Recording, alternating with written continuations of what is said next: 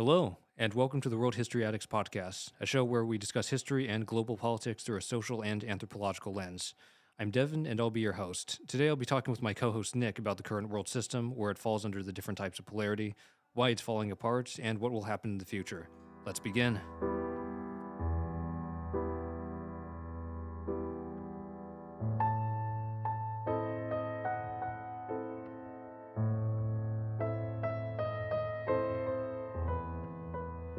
So, Devin, why is the world crazy right now?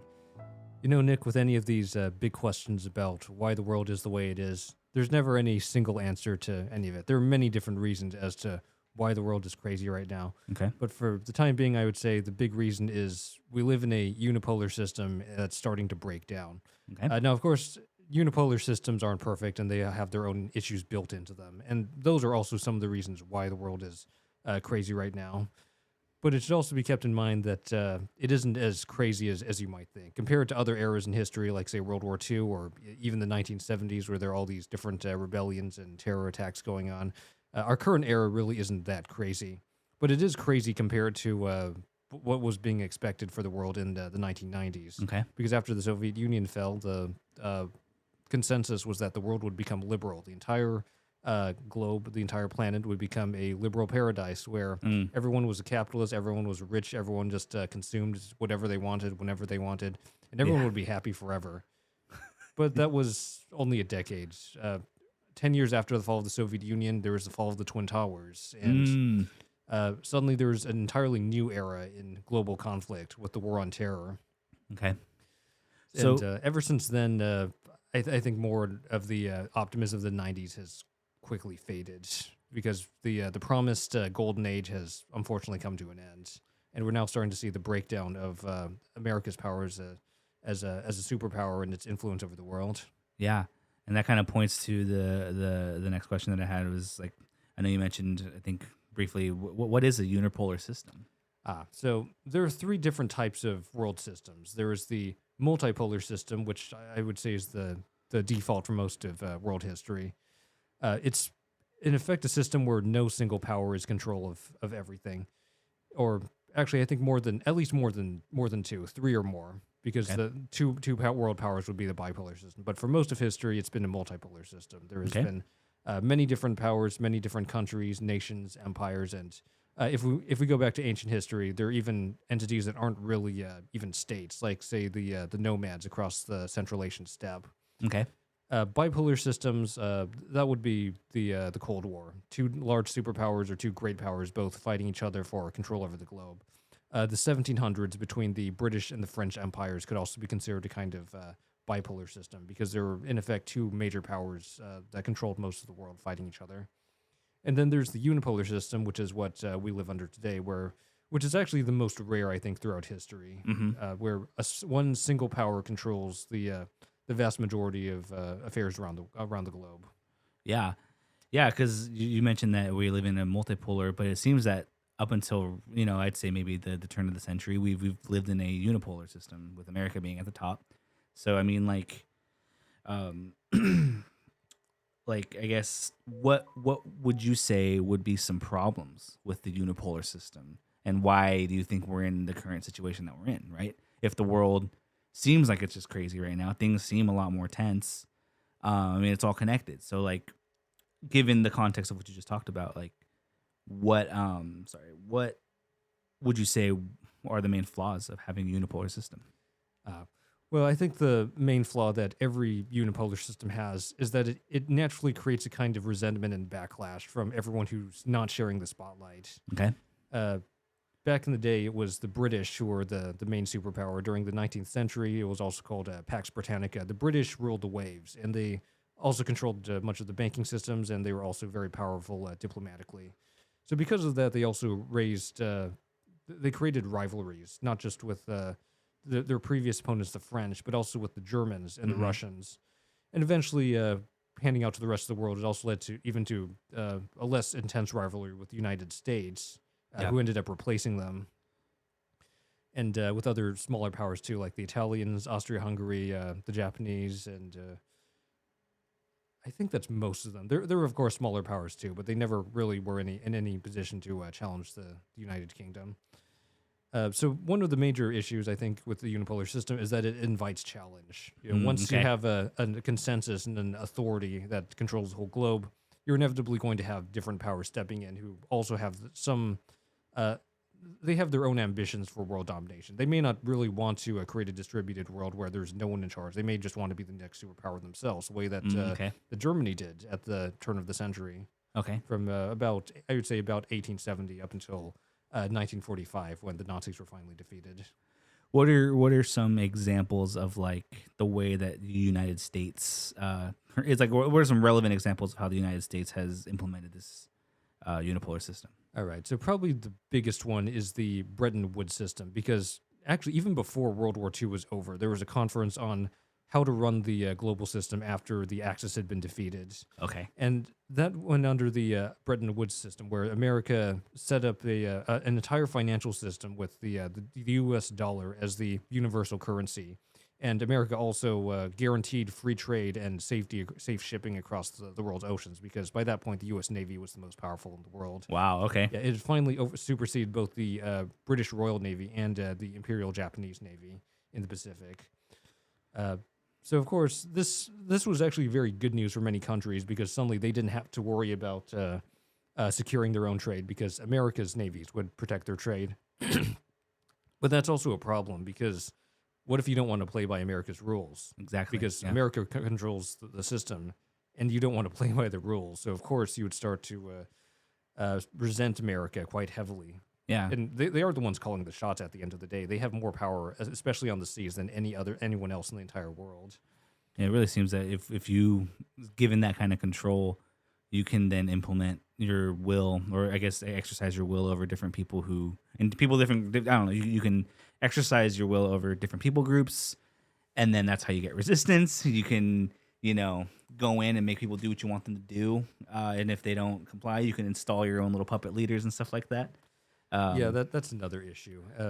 Going back to the Bretton Woods system, another problem is in order to get oil, you have to use U.S. dollars, and that's a problem because many countries don't want to do business with the U.S. because they have their own spheres of influence, but they still have Okay. to play by America's game, and that's definitely not something they enjoy doing.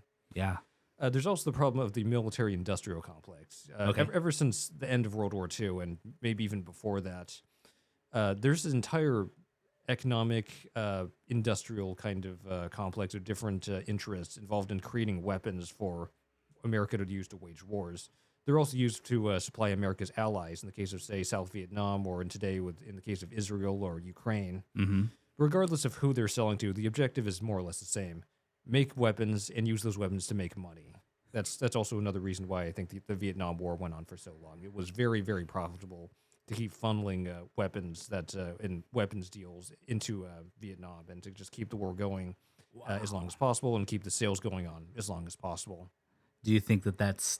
I mean, obviously, you just brought up Israel and Ukraine. Like, it really seems that if that's the case, if we have the military-industrial complex, like the need for more and more capital accumulation, it's just not. It's never. It's just like this beast, right? That just doesn't. It's never satisfied, right? So, like, of course, as I know you talked about the third world backlashing, like, of course that's going to lead to underdevelopment of countries. Like the world has limited resources, right? Like it has a lot of different resources to take, but when you're just taking that stuff for profit, what happens, right? Eventually you get rebellion. And in that way, the military-industrial complex actively needs war to survive, Mm. because that's kind of what it feeds on. It feeds on conflict, and if there is no conflict, it has nothing to eat and it just starves. So in order for it to survive, it needs to create new ways to justify itself. It needs to create demand for weapons of war in order to keep going. On that note, I've heard people like say that like it almost like seems that when we have a war economy, it's almost like a shot to the arm to our economy that gets it back going again. You know what I mean? Like it's almost like if we have a recession, or if we're in a what will, like, obviously, like after the Great Depression, the World War II war effort on the home front is kind of was a major contributing factor to get us out of the Great Depression, right? So like, would you say that there's some truth to that? Like, if sadly, if it almost, I guess what I'm trying to say, like it almost seems as if war is like the main crutch. It seems to be holding up the American economy at times. Well, it definitely is, and not only in just an economic way, but it's also a way, I think, to shift attention away from issues within the American system itself Wow, and okay. to aim it at a foreign outside enemy. Okay. Because if everyone's focused on, say, fighting Al Qaeda or fighting ISIS or fighting the Russians or the Chinese government, then they're not criticizing America. Oh, The only man. criticisms you might get is that they're not attacking these powers hard enough, Wow. and And yeah, it, that's you know, and that's it may definitely a problem. and it may be hard for some people to see that. I mean, like it depends. I think it depends on where you live. I think it depends on your socioeconomic status. But like, I mean, if you were like, if you go, like, we're in LA, so if you go into Palos Verdes or if you go up into Beverly Hills or in the suburbs of like Irvine, like you don't see some of the glaring contradictions on the streets over there, right? Everything's very sterile and clean and nice. But if you were to go like where I live in Long Beach, you'll have skyscrapers, multi-million-dollar skyscrapers, empty, waiting for people. Like with you know, okay, so developers go in, they create these skyscrapers with really nice, luxurious condos, skyrocket prices, and then you have hundreds of people on the street right next to it sleeping. Right? It's just this weird, like you're saying, like like the problems at home are so glaring, but I think it depends on where you're at. It's if you're willing to even accept that. And two, if your sites are overseas and you're so caught up in what's going on elsewhere, then you really don't want to see what's going on here. Does that make sense? The thing is, I think it's fairly well known that when a dictatorship has to divert attention away from the failings of their regime, they'll usually declare war on someone else. Wow. But the mistake is not understanding that democracies also work in a very similar way. Okay. Because if they can't solve a problem at home, they can just show themselves solving a problem somewhere else to make themselves look good. That's I mean, it's a strategy that works no matter what system you're in. You can be an autocracy, you can be all different flavors of dictatorship, or you could be a democracy. But regardless, the principle applies either way. Yeah. Yeah, for sure. And so I guess on that note, like kind of on the whole topic of everything being wild, I mean, are we experiencing the decline of a unipolar system? Like, what does it look like when a unipolar system collapses? That's a very good question, and I think the answer is a pretty resounding yes.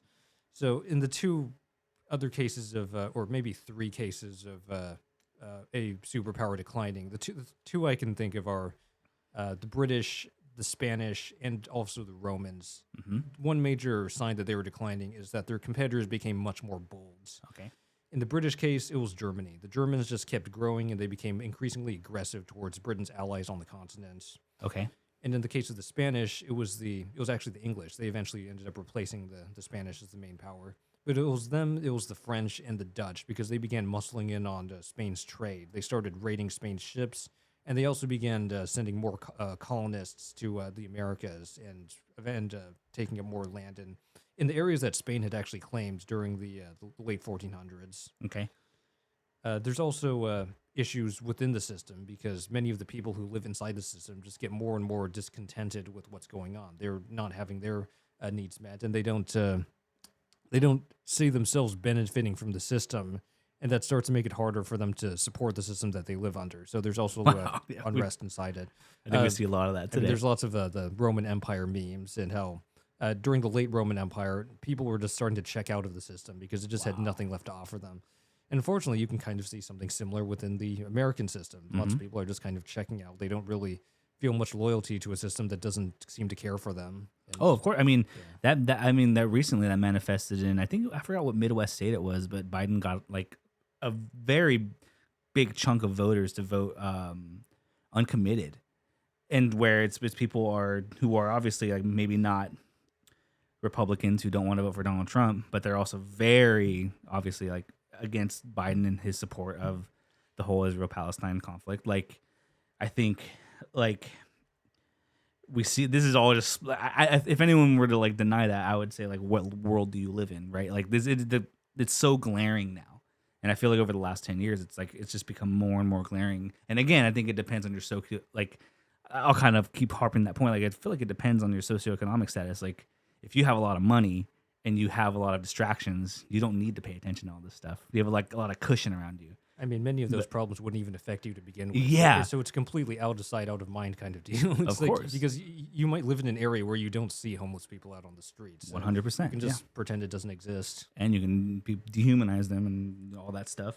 Yeah. But another issue I think is that the system stops having answers to major problems. Like with the war in Ukraine, lots of money is being funneled into to help the Ukrainians. It's being aid's being sent over there. There's volunteer soldiers. The West is helping Ukraine by means of military intelligence, like satellite feeds are being linked to Ukraine's military so they can see the Russian troops coming. But at the same time, it seems that America is very indecisive. Americans are not willing to send their own troops, and they're not willing to escalate further to tell Russia to back off. Yeah. And that was one reason why I think this is happening, because many powers are starting to see that America is becoming much more reclusive. They're not as willing to send their troops out to fight in foreign wars. And I mean, much of that's understandable because the last major expedition was Afghanistan. Just a few years ago, they withdrew, and the entire country fell apart into chaos before the Taliban retook the country. They spent 20 years replacing the Taliban with the Taliban.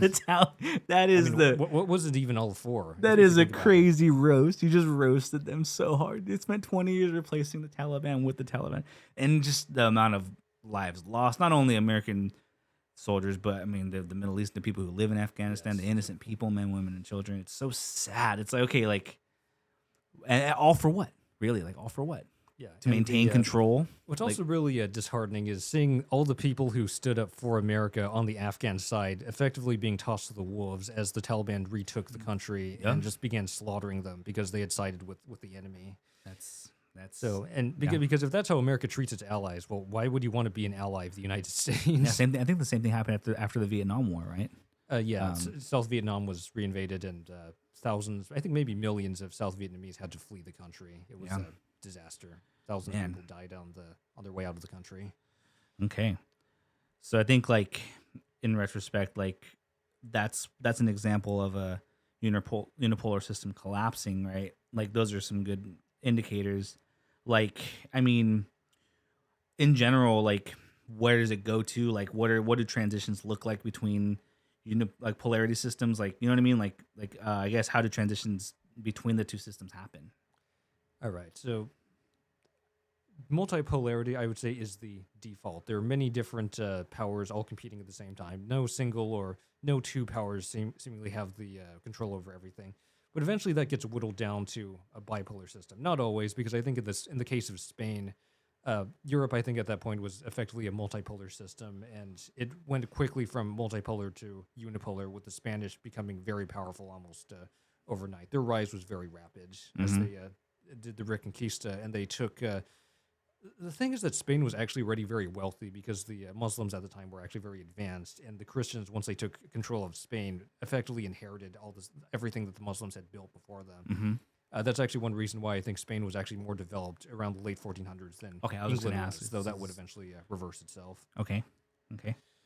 Yeah, so it can go from multipolar to directly to unipolar, but often it goes from multipolar to bipolar in the case of the French against the English during the 1700s, because before that, it was the multipolar system of the 1600s, where it was the Spanish, the French, the Dutch, and the English, and eventually it went down to just the English and the French throughout the 1700s, and then just the British during the 1800s after the Brits defeated the French during the Napoleonic Wars. Okay. The other example of this is multipolar during the World Wars era from 1914 to 1945, and all across the interwar era. Britain had already started to lose much of their influence by this point because the Germans were getting stronger. Japan was becoming much more aggressive in the East. The Soviet Union effectively defeated a coalition of Western countries into what was then the Russian Empire. That was right after World War II, and because there were all these different conflicting ideologies and agendas over how to deal with the Bolsheviks, they weren't able to stop them from taking control of Russia. Oh, really? Okay. Yeah, that's actually one interesting time that American and Soviets actually did fight each other. The Soviets weren't in power yet, but there actually were run-ins between American soldiers and Bolsheviks. Right, like are you referring to the times that after the Russian Revolution, like Russia was just straight up invaded to try and undo the revolution, right? I think the revolution in effect was still ongoing because there was also the Russian Civil War that was going on at the same time. Okay. Well, much of it had been taken over by the Red. Well, actually, I don't think the Red Army was around by that point. But while many of the revolutionaries had taken power, they're also hardline monarchists known as the White Army. They Okay. fought against the Reds as they were trying to restore the Oh. Tsar back to his throne. Okay. Yeah, so that was what was I saying? But yeah, so that was during the multipolar system, and then it Yeah, eventually yeah. went into the bipolar system because after World War II, the Axis was defeated. Japan and Germany Yes. and Italy and everyone else on their side had been crushed by one of the three main powers. But at the same time, the British were also very weakened by the war, which led to two new powers emerging: the United States and the Soviet Union. Okay. And for the next 40 to 50 years, it was a tug of war between those two over the globe. Wow. And by the end, the Soviet Union was dissolved and collapsed. By that point, it had gotten very weak. It had spent much of its money fighting the war in Afghanistan. And there's also the Chernobyl disaster, which really shattered confidence in the Russian government, Okay. Soviet government at the time. But the United States was still very strong. So by the 90s, the Soviets were gone. The Americans were the sole hegemon, which is the era that we live in today. Yeah. So I think, like, ultimately, given all that context, like, what would you say? What system works best? You know, I mean, okay, if I could give my own little 2 cents about this, like, I feel that we get either unipolar, multipolar, or bipolar. We get these massive states, countries, whatever we want to call them. I feel, in part due to capitalism, right? Like, that's kind of one thing we haven't really touched on yet in this episode. But I mean, I think that definitely feeds into the Bretton Woods system, the military-industrial complex, you know, and ultimately why communism even sprung up to begin with, right? And so I think, like, before I get to my next question, like, do you think it's possible for a world to exist without these main hegemons, right? Like, what, I don't know. I guess, like, I'm trying to think of a time before we had empires and stuff like that. But based off what you know, I mean, like, what would you say to that? Like, do you think it's possible for that to happen? Well, the only time that I'm aware of that didn't have empires was before humans were really what you would call civilized. Because before, like, say during the Stone Age, I don't think there were any empires. There were just bands of people wandering around with stone tools and spears, and perhaps that is the closest to communism we'll ever have. Because if you think about, there's not really good reason to have any kind of, like, market system if you live with like 20 other people and everyone knows each other by name. There's not even really a need for a government because you know everyone by name. Yeah. Okay. And just imagine being, like, stuck on a deserted island with like 5 of your best friends. There's not really a good reason to have a government in that case. Well, even though, like, I mean, and really, like, I know that I think in ancient history, like, markets and trade and, you know, the ability to exchange goods and services and money, like, that all obviously led to the development of societies, right? And then the furtherment of human capability, right? But I guess, like, where did it go wrong? You know, like we do, like, there, it seems there needs to be a balance, right? Like, we do need markets and stuff like that to function as a society, right? Maybe we don't, I don't know. But at the same time, like, where do we find the middle ground? Like, what, I guess, you know, like, this isn't really for you to answer either. I guess it's more of just a pondering of mine. Like, you know, I think I have my own opinions on it for sure. But it almost seems that, like, if left unchecked, like, capital accumulation will just turn into what we have now. So if that is the case, I wonder if there's another way. Yeah, so I'm also starting to wonder if maybe the problem is just that once population growth hits a certain point, you eventually start needing state structures to manage large numbers of people. Okay. If it's only hunters gatherers with, like, maybe a few hundred at most people, you don't really need large state structures to manage that. You don't even really need writing because people just know each other by name, and people understand each other. They know how to not tick each other off, and you can actually have a pretty effective ad hoc system in that way. Yeah. But once you start getting large areas that have millions of people living there, you eventually need a state system that leads to bureaucracies, that leads eventually to some type of social and, I mean, the bands already have a hierarchy, but I mean, like, a hierarchy that's enshrined in the laws. Yeah. You get that. And of course, it also leads to conflict between large groups, because if you have a small tribe, you may have some pretty nasty fights with other tribes, but at the very most, a few people die. Yeah. It's not as insane as, like, say, World War II, where you have That's what millions I'm of people just that being destroyed that you know that overnight. that's kind of what I'm getting at. Like obviously conflict is inevitable, but how do we? I think I kind of asked this on an earlier version of what we were doing with this podcast, but like what like sure, like conflict is inevitable. People are always going to end up killing each other at some point. But like, how do we get to where there's millions upon millions of people or not? That just does not seem like there's got to be other factors at play. Is what I'm saying than just humans. I guess you know, desire to go and take over and control the people. You know what I mean? It's got to be more systemic. If that makes Because I'm sense. thinking, like, even before the development of, say, European feudalism, there was still the Roman Empire, and they were still conquering many nations around them. They conquered north into the Gaul and Germania. They were conquering south into Africa. They were conquering west into Iberia and east into the Okay. Middle East itself. So even without capitalism or really any of these modern ideologies, there would still be these types of conflicts. And just look at the Mongols; they didn't even really have a state to begin with, and they still managed to conquer huge amounts of True. of Yeah. territory and people too. That's a very good. That's They're a very good waging one of the example. bloodiest wars of all time. I think Wow. actually the bloodiest wars up until the World Wars. I mean, they would just straight up genocide people. Like they would just straight up obliterate entire societies. I think they would. They would have done more genocide if it wasn't so profitable to just lord over the people they had conquered as serfs, because they realized it's way more profitable to just become the new leader of that society Instead and of just profit from all decimating the the people society. underneath. Yeah. Okay, so off that sidetrack, like what in your view, what polarity system seems the best, right? Or which way should it be? I guess. Yeah, all of them have their issues, of course. None of them are really even close to being perfect. But I do think multipolarity is probably the worst, especially multipolarity on the large scale that we have today, because Okay. that's World War II, that's World War One, that's Wow. the 1600s with many different empires fighting each other around the globe. That's the 30 Years' War, and I suppose maybe the world before that, too, before the rise of any global empires, like during the Roman and the Parthian and the Han Dynasty era, Okay. Okay. because conflict is much more common because everyone is jostling each other for a spot at the top. Okay. And then, of course, so is bipolar better? Well, maybe not, because during the Cold War, Yeah. I don't think there's been any other point in time where humanity as a whole has been close to utter annihilation. Mm-hmm. Because by the 1950s and I think by the 60s, thermonuclear weapons had become the new meta.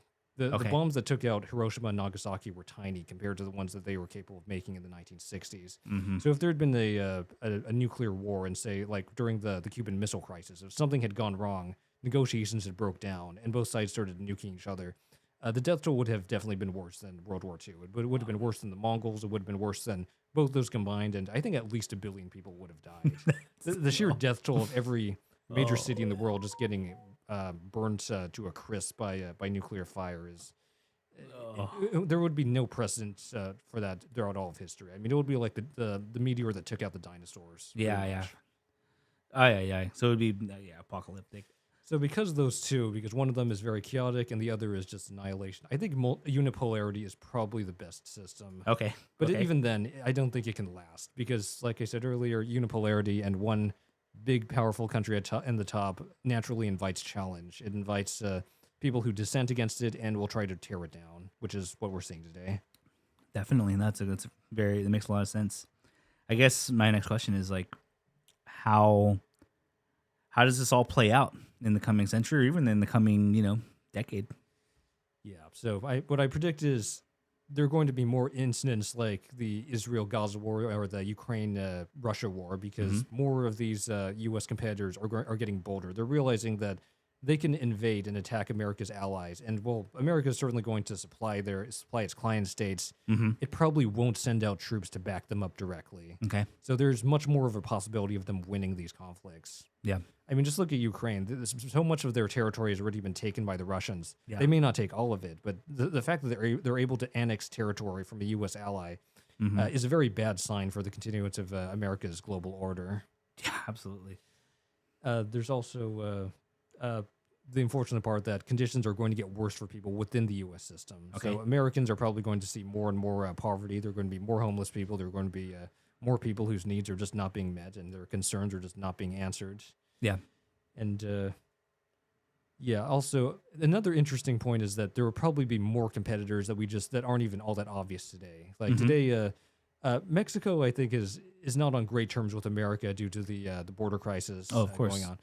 But imagine if in say 80 years, Mexico is also a great power, and they're Mm-hmm. also beginning to challenge America, maybe even for its territory in the Southwest. Yeah. That I think will probably be Oh well, the sign that the American system is absolutely on its deathbed. on that little like caveat, like I think that's for sure a possibility. I mean, like Latin America has basically been the U.S.'s backyard for a very long time now, and the only ones to really stick it to the U.S.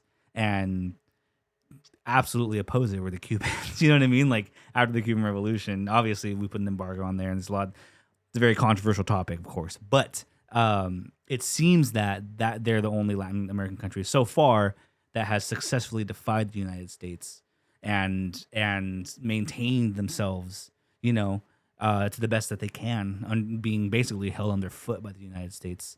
But imagine if that were to happen in Argentina and Brazil and Mexico, you know, what if? And that's right here, you know. Yeah, I think that's the plot of Call of Duty Ghosts, actually. Oh, is it Yeah. really? Yeah, I it's didn't honestly one of the more interesting storylines because throughout most of the Call of Duty series, it's usually actual historic events, maybe with a bit of a tweak to them. Like there's the Black Ops, which is about the Cold War and Yeah. all of America's CIA interventions around the globe. There's World at War, which is about World War II, and then you have all these other hypothetical ones like Black Ops 2, which is about these narco terrorists hijacking American drones and using them to destroy the country. That is insane. Which I've is never much played more those games. sci-fi, but I do think Ghost is interesting because it creates an entirely new superpower that's Yeah. actually somewhat plausible. I think that's threatening America in the near future, and that's the Federation of the Americas. It's Okay. alliance of Venezuela, Brazil, Colombia, I think parts of Central America too, Mm-hmm. and to the point where they're actually able to challenge America on U.S. soil,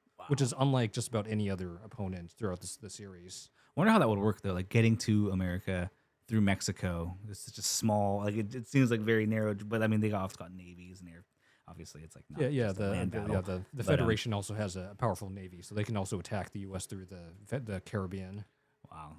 And they Daunting. also, they also, they ace up their sleeve though, is they managed to get into these orbital weapons and just bombard American cities from above using these rods that they drop from space, and it speeds up to the point that it can't be shot down because it's just a rod falling from space. Wait, is that from the game Ghosts? Yeah. Oh, from okay. I thought Ghosts. this was like something in the wow. The thing Okay. is that orbital system actually is real. I just don't think that it's as advanced as it is in the games. But who course, knows? right. Maybe in the future something like that will happen. Probably a lot of sensation. They had to beef it all up for the sake of entertainment. Okay, so then that's so basically you kind of just go over how you think it's going to play out. U.S. is going to kind of struggle to maintain control of its puppet states, right? Of its colonial whatevers. Conditions for people are going to get worse on the homeland, which we're already experiencing. I don't think that's a surprise to anybody. And I was going to say more competitors are going to rise up. So like that's obviously very daunting, but like I mean this has all happened before. Where I don't know if it was a movie. I think it was in Game of Thrones actually, where there's a quote and basically it's like someone is like a younger kid is speaking to an older person and they're talking about how in times of war it's just seems like it's all encompassing and the world is going to end. It's the end of history. And the older person is kind of like, I think it's in Game of Thrones. He just says like, well, like while the war is going on here, everywhere, like in most places in the world, it's absolutely quiet and peaceful, right? Like, I guess like, what are we supposed to make of this information, right? Like, what are we supposed to do? Are we supposed to despair? Are we supposed to just give up, or you know, what does it come down to, Devon? Like, as far as what to make of all this? Well, I think the key to is accepting that conflict is a part of all the possible potential systems that can be adopted. Golden ages really don't last, and the end of history is never really the end. Because if you think about the people during the height of the Roman Empire, probably believed that they were at the end of history. Yeah. And even after the Roman Empire was gone, there were still people who believed that because it was destined to be the universal empire, that it will just be rebuilt somehow. But that never happened. During the late 19th century, during the Belle Epoque, which was kind of a golden age for Europe, because there hadn't been there hadn't really been any great power wars since 1815, since the Napoleonic Wars. Okay. And they believed that that was their end of history, but that also wasn't the end. That was just a few decades before World War One. Yeah. And then in the 1990s, after the end of the Cold War, it was also predicted to be a golden age until the end of time. But then 9/11 happens. Wow. So it seems whenever people think that they're at the end of history and that the golden age the age will never end, it always comes to an end. That is the unfortunate truth. But I think upon accepting that, it becomes much easier to cope with everything, because that is just how life is. And if you want to accept that, everything actually does paradoxically seem much less dark. Yeah, it almost seems like, well, we can do stuff, I think, for instance, I do think that there are solutions that we can do on the ground. If your local governments and your local structures are not, I don't know, feeding people, if they're not housing people, if they're not giving you health care, what's to stop someone from picking up some wagons, supplies, and going handing out meals to homeless people? What's to stop you from taking what little action you can, right? Like, obviously, like, you alone, you and your group of friends aren't going to change the entire thing, but I guess like something like this also makes me feel drawn and inspired to go and do what I can to just try and help the people within my vicinity, if that makes sense. Yeah, that absolutely makes sense. And to me, that makes it a little more of a hopeful thing. Because I think I said this too on the last time when we were talking about this. Like, I truly believe that life finds a way, and I truly believe that, it's never like, evil will never prevail, right? The bad will never prevail. I mean, just as people believe that the golden age was here and that ended, there are also people who believe that the world would end. Like during the Black Death, I believe that many people thought that it was the end. The Judgment Day was on its way, and I mean, you can't really blame them with the sheer scale of death that was overtaking Europe at the time. But that wasn't the end, and I think during the Cold War, many people thought that it was the end because nuclear bombs could end humanity. Yeah. And it very nearly did, but even then, that wasn't the end either. So the good times may not last, but the bad times don't last either. Wow. And that's certainly something to draw hope from. It's more so just about weathering the storm and hunkering down. Things are going to get weird. But all right, Devin, well, thank you. Thank you, Nick. Yeah, and we'll see you guys next time.